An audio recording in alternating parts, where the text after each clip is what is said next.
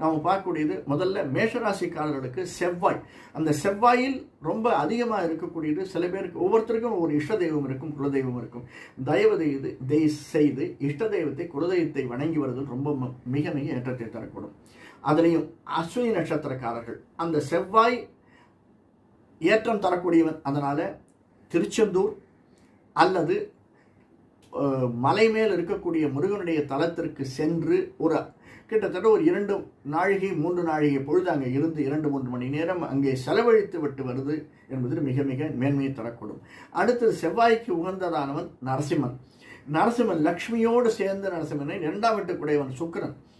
அந்த 9ஆம் வீட்டில் இருக்கக்கூடியவன், 9ஆம் வீட்டுக்கு அதிபதியானவன் குரு, 2க்குமே அதிபதி லக்ஷ்மியோடு இருக்கக்கூடிய நரசிம்மனை நாம் சென்று வணங்கி வருதல், ரெகுலராகவே வணங்கி வருதல் நமக்கு மிக மிக மேன்மையை தரக்கூடும். 3வது அம்பாள்.